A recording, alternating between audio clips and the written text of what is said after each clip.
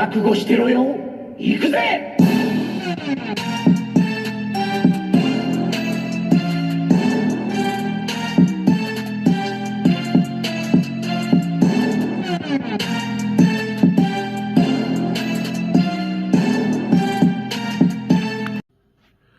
Welcome to Worldbreaker Cool's Reviews. I'm your host, Worldbreaker Cool, and today we're reviewing Transformers Studio Series 86 Brawn.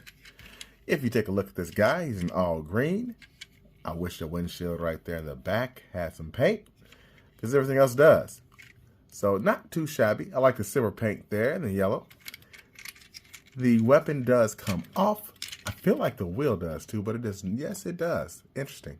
So the wheel does at the top as well. You've got this itty bitty gun. So no blast effects will be able to go on this, with the exception of the ones that have this little peg like that.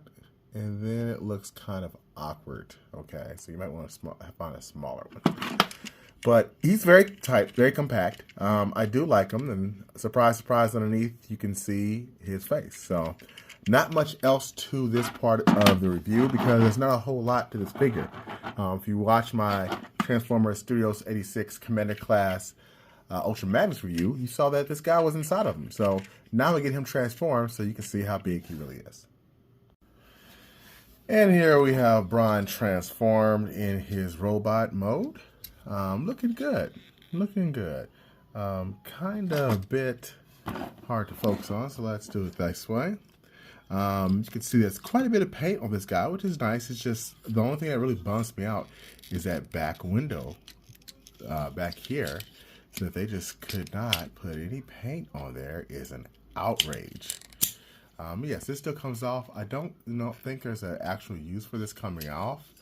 I guess you could use it as like a shield or something, but that's a very small shield, and he definitely never did that in my memory in the comic book. So I guess they're just trying to give you another accessory piece. So there's that. But he's fairly clean. Got a little bit of kibble in the backpack. Nice paint on the arms. His toes are kind of cool because they're articulated because of transformation. Just a little clean little transformer. There's not a whole lot more I can say about this guy. He's articulated well, and he's short and stubby. So I think I'll just finish with a couple of comparisons, getting him into some comparisons with some Transformers that are nicely sized next to him. Here's two other deluxes next to him, and you can see they're all at different sizes, which is cool. I love seeing stuff like that. And here is another deluxe being Jazz, who is taller than all of them, but barely. So yeah, he fits in. He's a cool figure. I think he's worth the buy, especially if you like Studio 86 figures. So yeah, until next time, peace and chicken grease.